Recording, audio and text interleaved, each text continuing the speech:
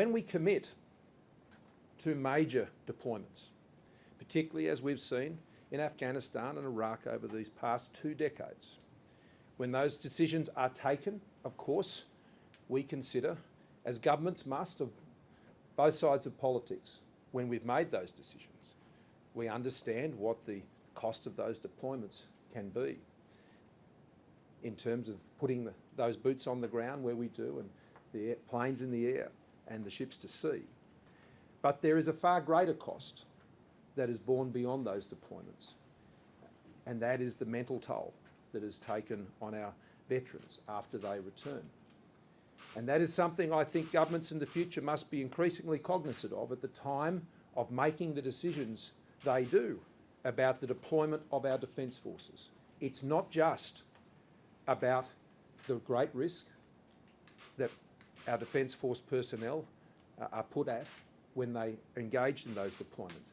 That immediate risk that is there, that is rightfully and well considered when those decisions are sensibly made and wisely made, we hope, by governments at those times.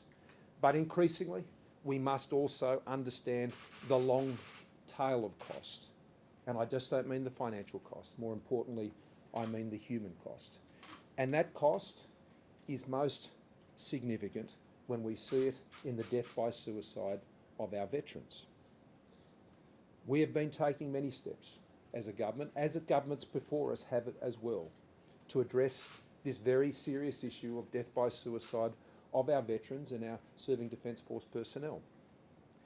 There have been many initiatives, but the problem is still with us.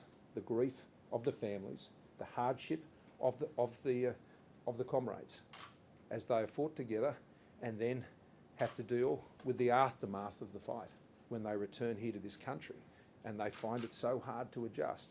I've heard those stories directly from men and women in my own electorate. The work of 2 Commando is without peer anywhere in the country in terms of the effort that they've put in place, particularly in relation to Afghanistan, and the toll has been great. There's no politics in this. I think there is a genuine will and commitment from all members of the Parliament, from all sides of politics. We all want to do what is right for our veterans. We all want to assist them in the transition that they make, whether it's into civilian life or even just transitioning back from an overseas deployment back home as they re-engage with their families, which they can find so often very, very difficult.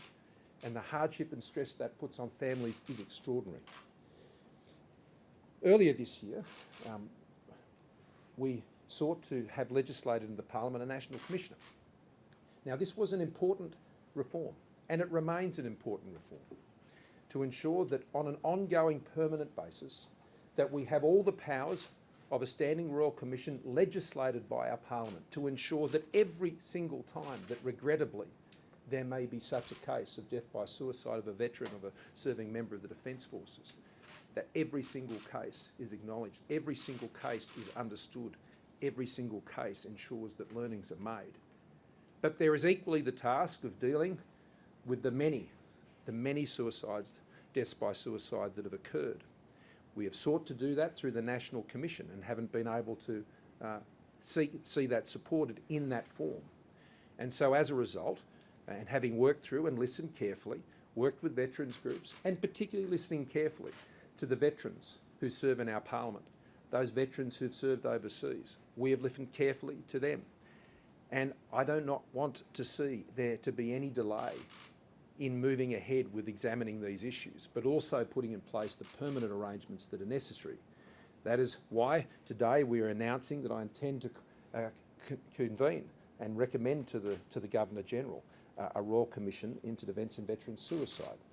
We will be releasing a draft terms of reference today that we will consult on over the course of the next 4 weeks, in particular with the states and territories, but of course with the veterans community.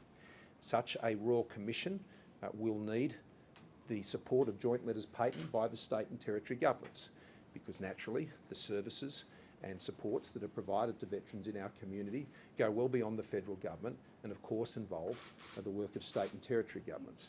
We want this to be comprehensive, and I have no doubt that that will get supported. I've already informed the state and territory premiers and chief ministers today, and I'm It'll be noted, I'm sure, later today at the National Cabinet meeting